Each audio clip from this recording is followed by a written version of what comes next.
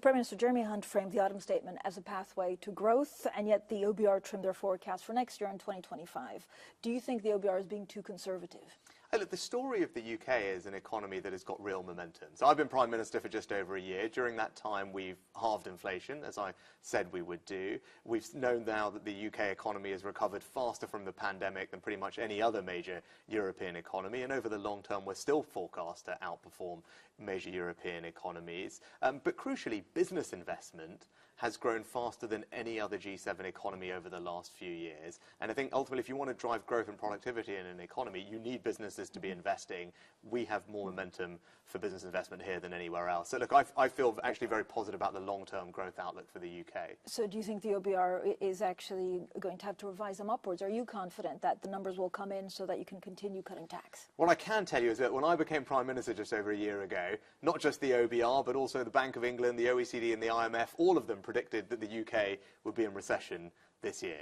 That hasn't happened. We put in place a set of policies to ensure that it didn't, and I'm delighted the UK economy has outperformed all of those and has grown this year better than anybody thought. So look, I've got a track record in outperforming what people think, and as I said, the UK economy has real momentum now. Inflation has been halved, business investment is growing faster than elsewhere, and as I said, we've got commitments totaling almost £30 billion for our summit, significantly more than we've had in the past. So I think that shows that investors and companies are voting with their pounds and their dollars, and that shows that there is confidence in the economy, and that's what makes me think we're poised for strong growth. But Prime Minister, if you look at inflation, if you actually exclude energy, it's about, been down by like a fifth. So I don't know how much credit the government can actually take on that. Well, actually, if you look at core inflation, it's pretty much middle of the pack for European economies.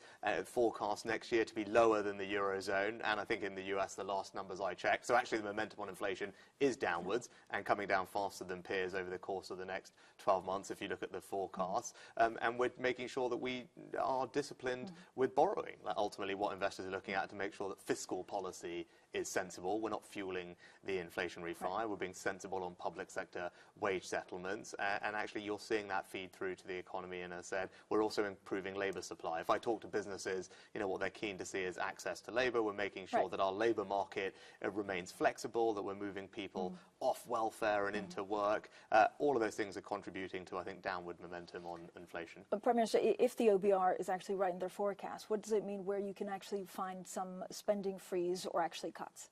Well, what we've just delivered are significant tax cuts. Significant tax cuts for business, significant tax cuts for everybody in work. That's what our autumn statement last week did. The biggest tax cuts in one event since the 1980s, just to give people a sense of scale. For business, what we're doing is making full expensing permanent. So we will be the only major G7 economy, certainly, and even broader than that, where you get a total write-off against your taxes for capital investment. That's an incredibly generous regime to attract business investment, and it comes on top of the fact that our corporation tax rate here is lower than any other G7 economy.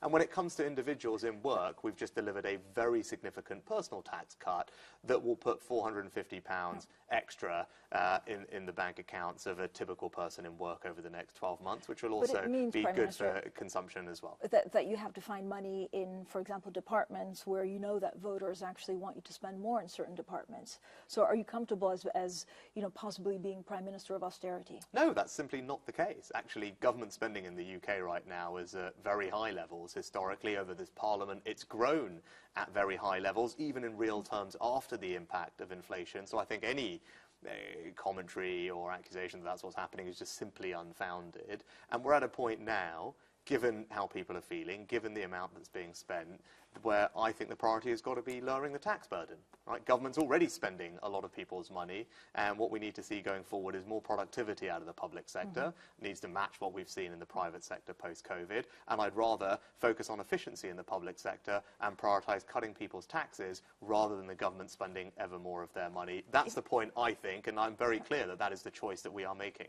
But even if the voter doesn't necessarily feel that tax cuts because of inflation going up, so how much more can you cut taxes in April and beyond? Well, it wouldn't be right to speculate on future events. We're just still digesting the one we've had, which, as I said, delivered the biggest tax cuts since any event since the 1980s. But what I have said is that this is the start of a journey.